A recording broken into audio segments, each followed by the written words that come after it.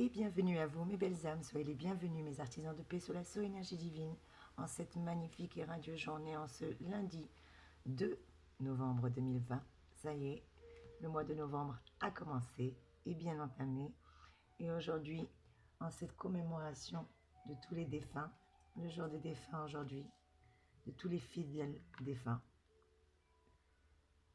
En ce jour dit martyrologue romain, commémoration de tous les défunts, de tous les fidèles défunts.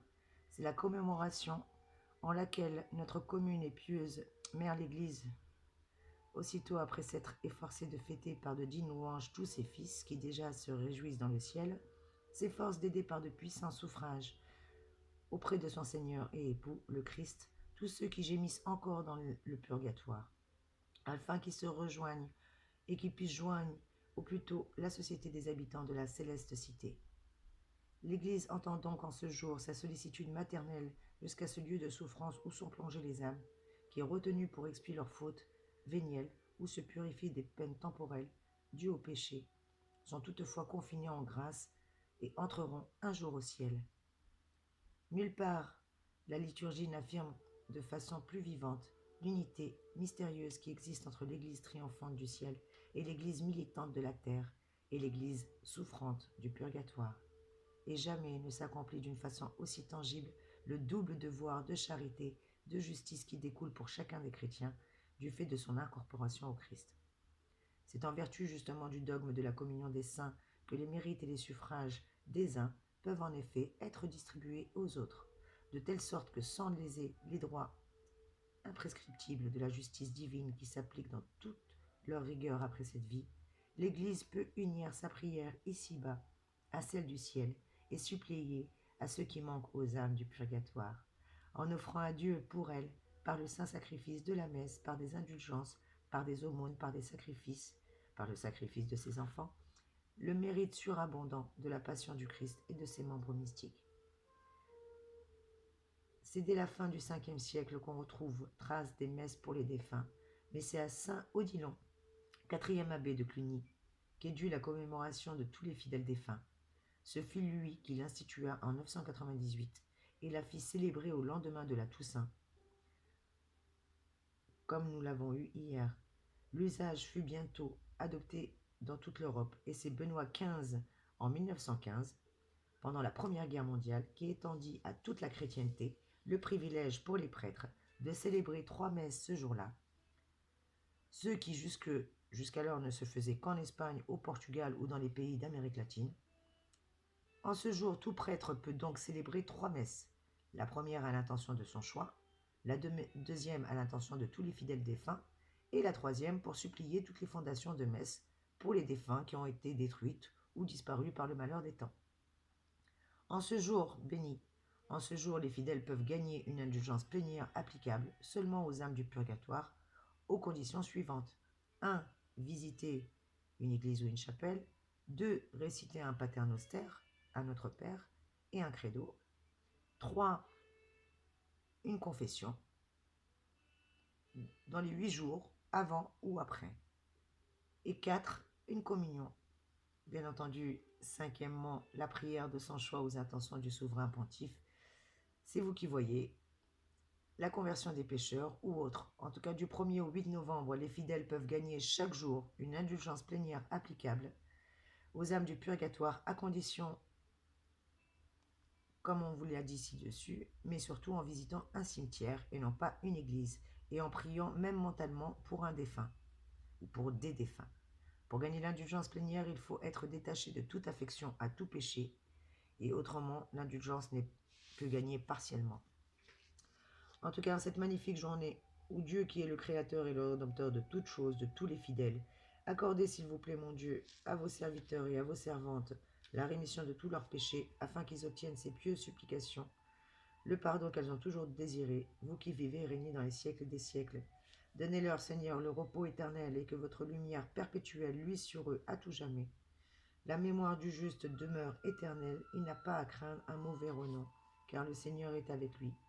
Délivrez-les, Seigneur, délivrez les âmes de tous les fidèles défunts, de tous les liens du péché, avec le secours de votre grâce, qu'ils méritent d'échapper au jugement de vengeance et de jouir de la béatitude et de la lumière éternelle, Amen.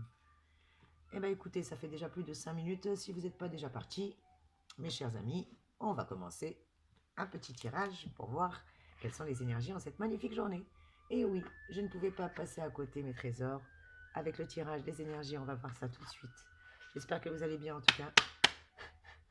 Et si Soso, elle vous saoule avec le catéchisme, n'hésitez pas à me le dire en commentaire. Je me ferai un réel plaisir de vous dire Amen. En voici une qui vient de tomber. Je prends. Harmonie. Parfait. C'est tout ce qu'on a besoin actuellement. D'harmonie, d'amour, de paix, d'équilibre. Eh bien écoutez, c'est parfait. Moi, ça me va très très bien et j'espère qu'il en est pour vous de même. En tout cas, cette carte nous annonce de belles choses. Très très belles énergies pour cette journée, mes chéris. En ce jour de la commémoration de tous les défunts. Et oui, moi aussi, je voulais savoir. Je ne vous mens pas, j'avais besoin d'apprendre et il n'y a pas de raison. Comme je vous ai dit, la So Énergie est une chaîne de voyance, d'amour, de guidance, mais surtout de partage. Et donc, je partage avec vous. Quelle est l'énergie de ce jour? C'est l'harmonie qui nous dit quelle est la dernière carte avant l'extase. Elle occupe une position bien à part en dansant dans un ciel étoilé.